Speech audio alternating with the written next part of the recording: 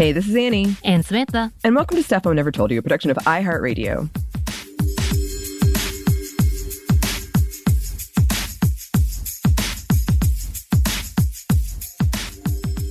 Anney, I know we've talked about hip-hop a little bit throughout all of our seasons/episodes. I know we talked about it for the Birds of Prey series because it has a bomb soundtrack and we love it. Megan Thee Stallion's on it. We heart Megan Thee Stallion. We've actually talked about her a lot. And we've talked about misogynoir in the hip-hop world as well. So I know you know a little bit, but if you had to pick one woman hip-hop artist that you're like, yeah, I dig this, who would it be? Oh, no. It is very early in the morning, listeners. It is. And I was telling you, I don't have a good... I love the Birds of Prey soundtrack, so that has Megan Thee Stallion, Doja Cat on it. I love that. It's okay. We'll come back to it because we're going to go into the definitions. And the definition is different than what I thought. So today we are excited to talk about the world-changing genre of hip-hop. And honestly, as we've researched and we're getting ready for this episode, realize that there's a lot maybe that I haven't learned personally. And so I'm like, yeah, I'll enjoy the music, but knowing the background and some of the historical context to it and how young it is. Like, it's not as old as I thought it would be, even though it shouldn't have been a surprise. In fact, again, yesterday, I think, we talked about the fact that you and I talked about this. And I really thought I knew what hip hop was and even tried to give you a very generic explanation. But as we delved into this, I realized it wasn't completely right. It's not wrong, but not right either. And the genre in itself is broader than just about music and different from other forms of music that we often confuse it with, such as rap and R&B, even though it could be a part of it. So my simplified version is hip hop is more rap and less R&B. Again, it seems it could be both or neither, or just one. So it's kind of like, what? Not just what, but just listening to the fact that this is a movement more than just a genre. So again, FYI, as we start this year in 2023, it marks the 50th anniversary for hip hop. And this is kind of why we're doing this episode. Yes. Just to be honest. And we couldn't celebrate without talking about the history and the women in the industry who made and continue to make history in hip hop. And as we begin, we want to go ahead and start with those definitions that we're talking about. And again, it's not as clear. So we're going to go from different sources. Okay. According to Merriam-Webster, it is, quote, a cultural movement associated especially with rap music. And then it goes on to say also the stylized rhythmic music that commonly accompanies rap, also wrapped together with this music.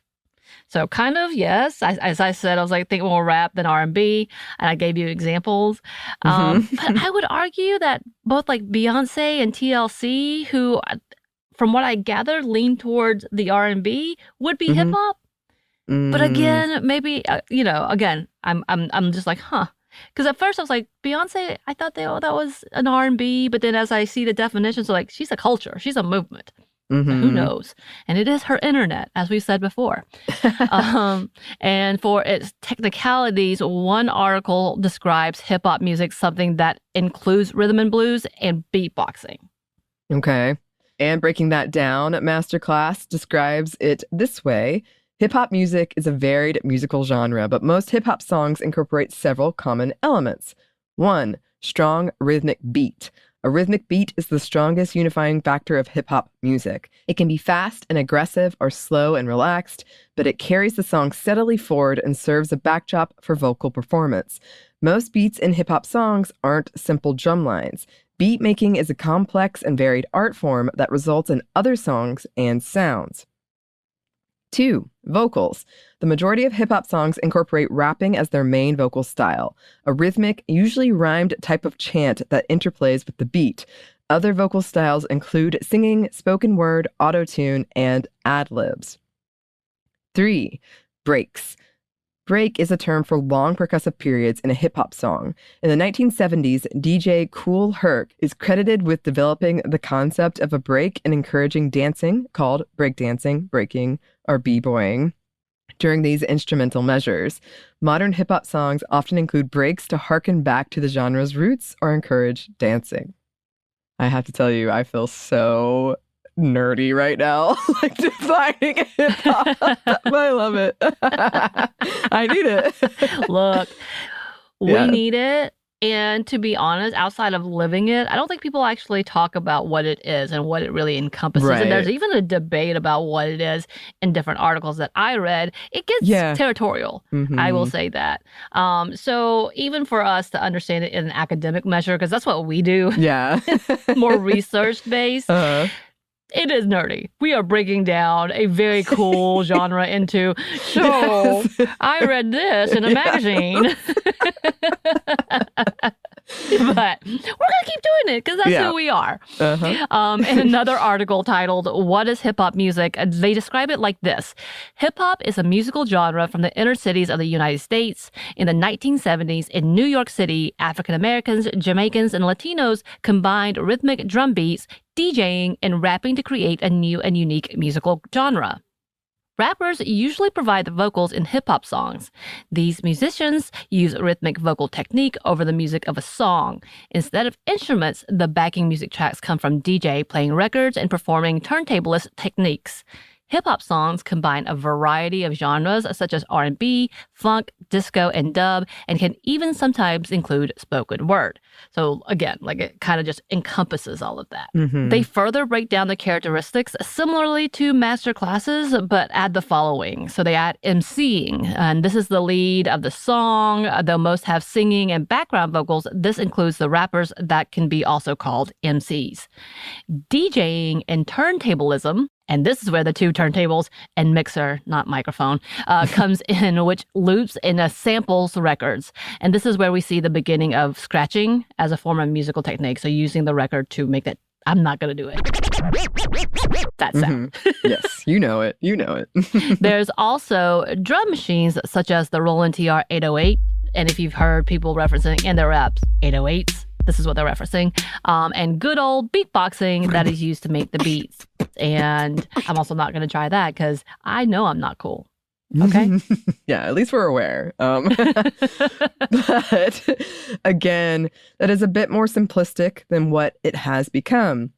As one article put it, hip hop has expanded from just being a music genre, but to a lifestyle. In an article written in the digitalmusicalnews.com, they write, the hip hop movement, for its part, consists of rap and several cultural elements, including one's lifestyle and experiences.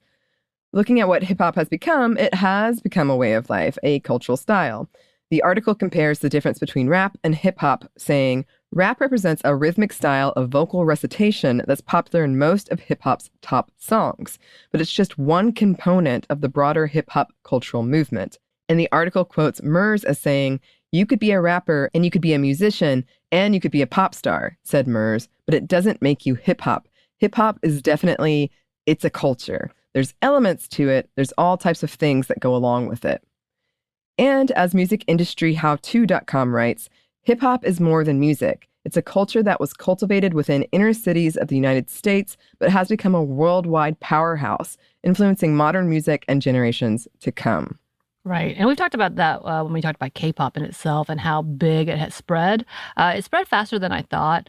But yeah, and how it's taken on the entirety of the globe today. Mm-hmm. And as the state of hip hop continues to influence and change, we can see how it's grown so large, but has also been about a cultural way of being and not just a type of music genre. So let's talk about the history of hip hop. You ready? Yes. Yes. So in the busy areas of the Bronx in 1973, DJ Kool Herc made music history. During a party to celebrate his sister, DJ Herc developed a new method, the break, which we mentioned earlier, which according to Education Through Music, it is where the instruments jam out together with very little vocal additions. This was a section where folks could really let loose and show off their dance moves. He soon would extend the breaks into longer sections known as loops, and he kept going. As that same article writes, he decided to try something new. He would play a break from one song, and once he had finished, he would go into the break of another song, and he would call this method the merry-go-round, which we know is the modern-day DJing. Again, this is a really nerdy way of explaining what's happening in the world of hip-hop. We are definitely the non-Black people explaining hip-hop. Yes. All right. Anyway, but it wasn't until 1979 that the term hip-hop would actually be used. It was the Sugar Hill Gang who would coin the term in their famous and first Billboard charting hip-hop record, Rapper's Delight. We all know this rap. I hope you know this. Yes, I actually have an embarrassing story about it, but yes, I do.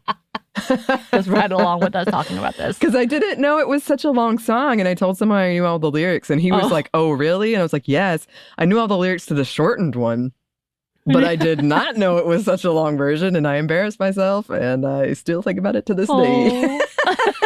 Oh, you thought you knew. I did. Did he go poor white girl type of moment? Well, it was also a white guy, so, but yeah. Yeah, but they're more condescending probably. Yeah. Again, this started the genre of hip-hop spreading throughout New York, and it spread throughout the 1980s, even wider around the world.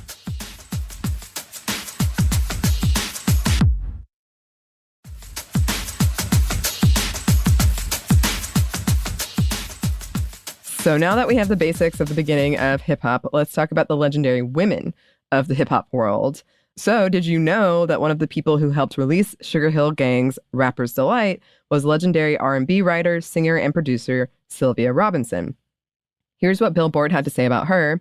She's arguably one of the most consequential producers and label owners of all time. Her business opened the doors for all the independents that followed, from Def Jam to Top Dog, and her music pioneered distinct concepts that set the template for hip-hop's entire creative arc. From party rocking to the DJ as musician to social consciousness, Sugar Hill made everything possible for today's hip-hop stars. Her works were legendary, but that isn't to say a lot of people tried to erase it. It was known through her time in the music industry many did not properly credit her for her hard work, including her work for Ike and Tina Turner, which she claimed she had, quote, paid for the session, taught Tina the song, That's Me Playing Guitar, which had earned their first Grammy nomination for the song It's Gonna Work Out Fine. Right, and I think in the article it says that the male producer who owned the label was actually credited for that instead of her, which we've seen a lot. Yep. However, her work was undeniable. She would later be named chairman of Epic Records, which happened only one other time before her, especially on a major record label for a Black woman. So she was definitely making some headway. And as for the historic first hip-hop record, according to that same Billboard article, quote, the creation story of Rapper's Delight is oft told how Sylvia's teenage son, Joey, assembled 3 of his friends, none of them experienced rappers, Henry Big Bank Hank Jackson, Guy Master Gee O'Brien, and Michael Wonder Mike Wright at her studio to write and perform the rap. How Sylvia instructed her studio band to replay the instrument to good times as the song's musical bed, how the resulting 15-minute long track caught fire at radio at a pace beyond even Sylvia's divine vision, how fans across the country grappled and then grooved with this strange talking record. Sylvia's epiphany birthed a million musical revelations. Perhaps no people were stunned as much as the creators of this rap style, who were across the Hudson River in New York and had never heard of any crew called the Sugar Hill Gang.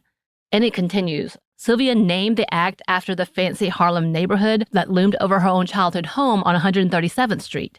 She rechristened her label with the same moniker, making a clean break from the all-platinum debacle, and there was a lot of issues there. The new record was Sylvia's brainchild, produced by her, but financed in an arrangement that Joe had brokered by Levy, and Joe is her husband. She slapped a writing credit for herself on Rapper's Delight, even though many of the lyrics were cribbed from Curtis Fisher, known as Grandmaster Caz, who had tossed his notebook to Big Bank Hank with a shrug. And the studio band played music composed by Chic's Nile Rodgers and Bernard Edwards, who had to retain an attorney to secure their rightful credit. Now, with all her amazing work came a lot of controversy and drama, and there's a lot of criticism about how she did things and what she did in the name of money, which, again, eventually led to the end of Sugar Hill Record, as well as the divorce from her husband/partner at the time. Soon after, she did start another record label called Bon Ami Records in 1989 that would sign a new up-and-coming talent, Naughty by Nature. You down with OPP, Annie? No? Okay. See, I didn't. I was reading it and I was like, what is that? And then when you said it, I was like, yes, I have heard that. I was hoping you were going to respond with, yeah, you know me. But you know what? It's okay. I failed. Unfortunately, towards the end of her life, not everything was a happy ending. But no matter what, her works and her contributions are legendary and help build the foundation of hip hop. And then in 1979, the first female group, The Sequence, was formed. Not only were they one of the first groups, they were the first to sign to a major label and have their album go gold. Their influence was so big that many used their music, including Dr. Dre, who sampled their voices for one of his hooks.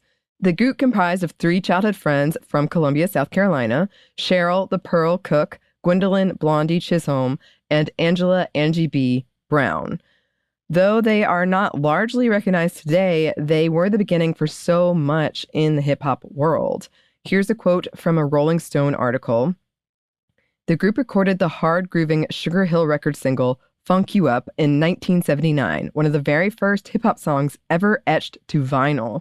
Though never officially certified, it was a nationwide smash, serving as the first rap hit performed by women and only the 3rd rap song to chart in the top 50 of Billboard's Hot Soul singles. Thrust from a South Carolina housing project into the national spotlight, The Sequence were also America's first Southern rap group. And in the 70s landscape, where the few rap records that existed were chorus-free rhyme marathons, The Sequence seamlessly mixed singing and rapping, unwittingly paving a lane for artists like Lauryn Hill, Drake, and Future. Gangsta rap came out of my mouth. Did you know that? Says Cook.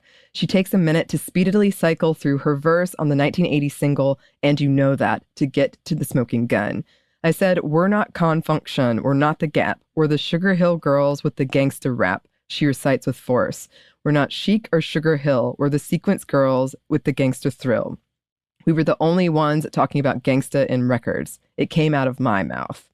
They never truly got the credit that they deserved, but they definitely left a mark in the industry, being one of the first Southern hip-hop groups, as well as signing with Sugar Hill Records and touring with fellow artists. They were icons in the industry, but deserving of more praise and more money. Yes. And if you go back to the Rolling Stone article, if you ever want to read about them, they do talk about the fact that they got screwed over a lot, including not getting credit for their work. Then we have the mother of the mic, Sharon Green, or better known as Sha Rock, who was a Bronx-based rapper. She was a member of the first hip-hop group that appeared on national TV, the group called Funky 4+1, starting out as a B-girl, as we talked about before. It says B-boys, but here, they say B-girl. Starting out as a B-girl or breakdancer, was signed as the +1 for the group on the Sugar Hill Records in the late 70s. Her style influenced many of the later MCs, such as MC Lyte and DMC of Run DMC.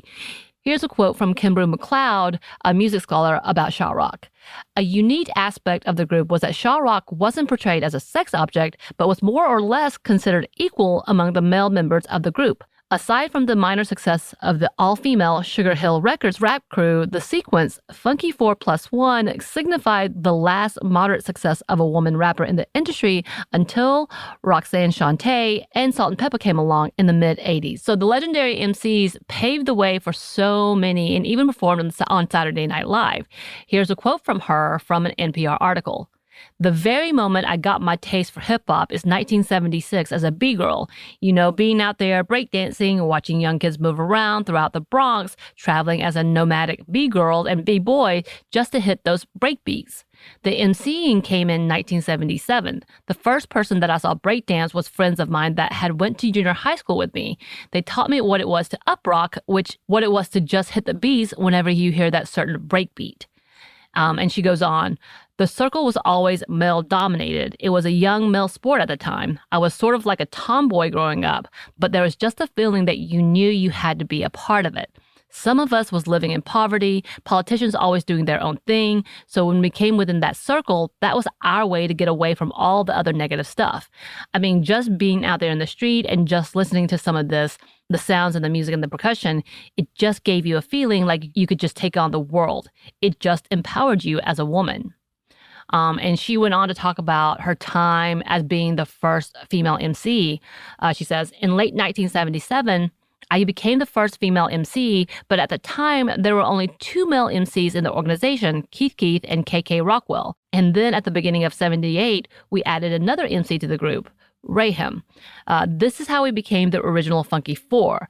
Then you had the Furious Four, which was Grandmaster Flash's group. They had 4 male members. So the Funky Four and the Furious Four, before we became the Funky Four plus 1, and before they became the Furious 5, we created the first rap battles in the history of hip-hop culture. That means groups going against each other. I was the first and the only female MC to ever battle anybody. I was always a secret weapon. In order to compete with my group, a lot of other groups were scrambling trying to find female MCs that can be able to deal with Sha-Rock. I never felt no kind of way because my group had always let people know out there in New York City or wherever we traveled, whether it was Connecticut, Washington, D.C., any place up and down the I-95 corridor, that MC Sha-Rock was the best female MC and that they had the best female MC ever. And she truly was, receiving many awards in her lifetime, including the Honorary Award from Council of New York and the Women's Distinction Award by the Hip Hop Cultural Center. And then we have the legendary Roxanne Shante, also known as Lolita Shante Gooden. Shante began rapping at the age of 9 and would go on to put out an instant hit, Roxanne's Revenge, which was the pushback to Roxanne Roxanne by UTFO in 1984, which was the first answer record, which could be placed under a diss track or a record. And this was a way of calling out others by name. And FYI, she was one of the first to do this. She also was someone who helped other MCs get exposure and helped their careers take off, including the MC Biz Markie. Then, of course, we couldn't go past the amazing talents of Salt and Peppa. And y'all, they fueled me. In my middle school days, their records and tapes not only made you move, but as a young girl, fed you lines that made you feel powerful, confident. And I'm sorry, as we said back then, all that. Apologies. But it had to be said. As one of the first women hip-hop groups, they flipped the narrative on its head. During a time when rappers were objectifying women, the ladies of Salt and Peppa came out blasting about their own sexual needs and wants and turning the gaze back on the men. And it was a successful tactic. Their debut album in 1986, Hot, Cool, and Vicious, made them the first female hip-hop group to sell over 1 million records, and they quickly became the best-selling rap group of that time. Salt and Peppa includes Cheryl James, a.k.a. Salt, Sandra Deaton, a.k.a. Peppa, and Deidre Roper, a.k.a. DJ Spinderella. And in their debut record, there was the mega hit, which is one of my fave and is still on my old school playlists, Push It. Here's a quote from TheRiches.com. The album included the single hit Push It, which became a massive success, reaching number 19 on the Billboard Hot 100 chart, as mentioned in Billboard. The song's infectious beat and catchy lyrics quickly made it a favorite among fans, and the iconic "Ooh, baby, baby" hook, you're welcome, became instantly recognizable. In 1987, DJ LaToya, who was originally part of the group, parted ways with the group and was replaced by DJ Spinderella, thus giving birth to the iconic trio. The success of Push It propelled Salt and Peppa to stardom and helped them become one of the most successful female rap groups of all time. Their follow-up albums, Assault with the Deadly Peppa and Black's Magic, continued to build on their success and solidified their status as trailblazers. Throughout the 90s, Salt and Peppa continued to release hit singles and albums, including Very Necessary, which included the hit song What a Man and Shoop. The album became a huge success, selling over 7 million copies worldwide, as reported by You Discover Music. They also had None of Your Business, which was one of my favorites, and I just love screaming that. And that album is still so good.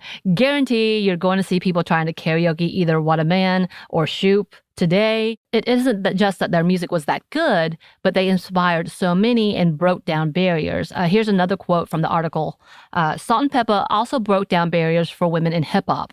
They were one of the first female rap groups to achieve mainstream success, and their success paved the way for other female artists to follow in their footsteps.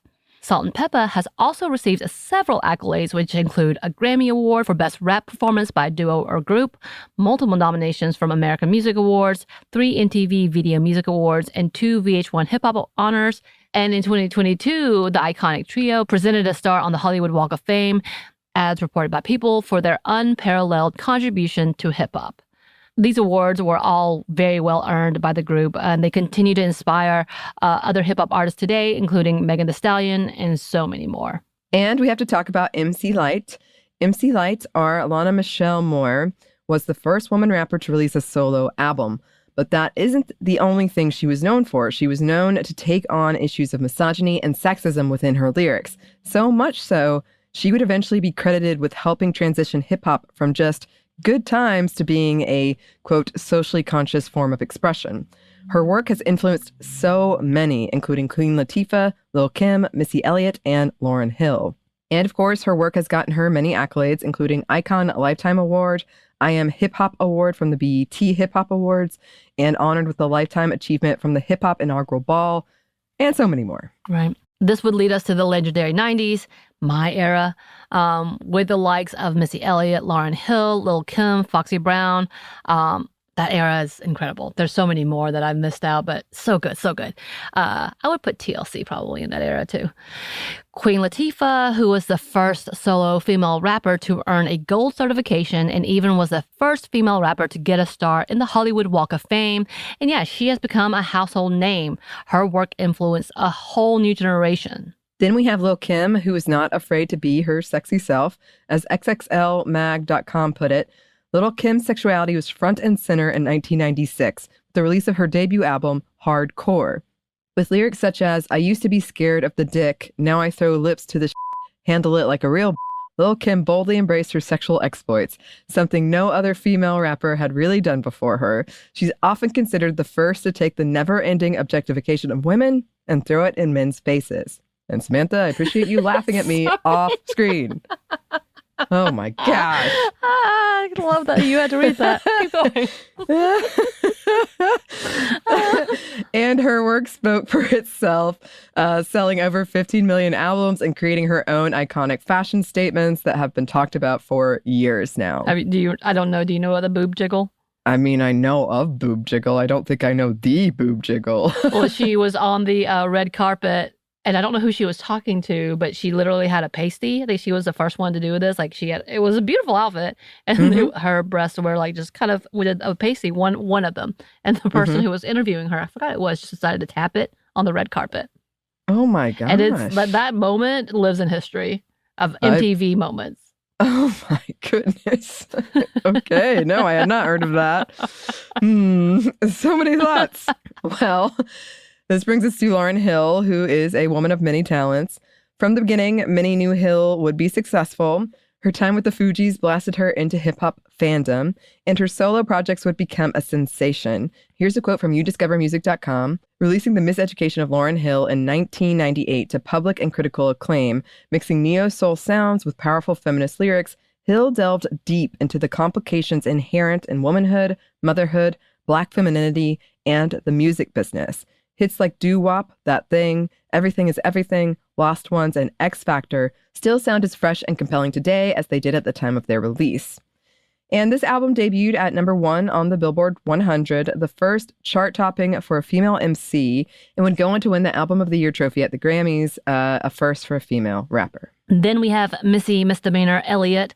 She is a legend in every way, with 4 Grammys, a star on the Hollywood Walk of Fame, over 40 million records sold, and being the first female rapper to enter the Songwriters Hall of Fame. She has become another icon in the hip-hop industry.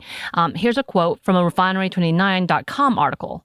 Together with Timbaland, Missy helped create the experiential sound that defined hip-hop in the late 90s and early 2000s and solidified the success of several of our favorite Black artists and groups. But Missy is more than a musician. She is a visionary artist who is willing to reimagine the world she inhabits using visual elements. Remember when she pulled her own head from her body in the Minuteman video? Or when she seemed to be the queen of some creepy underground species in Get Your Freak On? How many times have you seen a poorly recreated version of her iconic costume from Rain, Super Duper Fly, with black trash bags? That was an interesting video. And yeah, the legends that she worked with included Aaliyah, as well as Left Eye from TLC. Like, she definitely creates a lot of amazing music and still does till this day. Even with her diagnosis of Graves' disease, she is still trucking in that music industry. So These are only a few of the many legendary women who've been impacting the world of hip hop.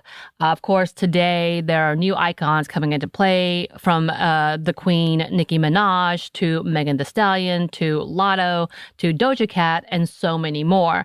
And with new mediums such as social media platforms like TikTok and YouTube, more and more talented artists are stepping up to be a part of this hip hop culture and being discovered in new ways, creating new music videos or music takes, dance challenges, which we didn't even talk about dance in the hip hop world as well, which is something that I love seeing and I love watching because it's so visually pleasing.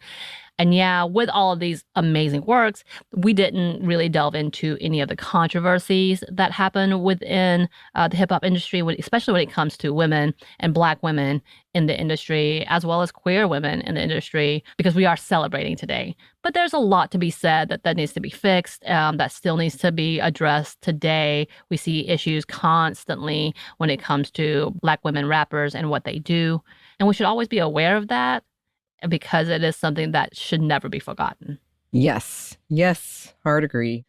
But we hope that you enjoyed and that you can take a moment to celebrate, maybe listen to your favorite hip hop songs after this. I know I've got some songs I want to go listen to. And send your favorites along or anything we missed. You can email us at stuffmediamomstuff@iheartmedia.com. You can find us on Twitter at MomStuffPodcast or on Instagram and TikTok at Stuff Mom Never Told You. We also have a TeePublic store. We have a book that you can pre-order at stuffyoushouldreadbooks.com. You can also pre-order it on Audible. Thanks, as always, to our super producer, Christina, our executive producer, Maya, and our contributor, Joey. Thank y'all. And thanks to you for listening. Stuff I Never Told You is a production of iHeartRadio. For more podcasts from iHeartRadio, you can check out the iHeartRadio app, Apple Podcasts, or wherever you listen to your favorite shows.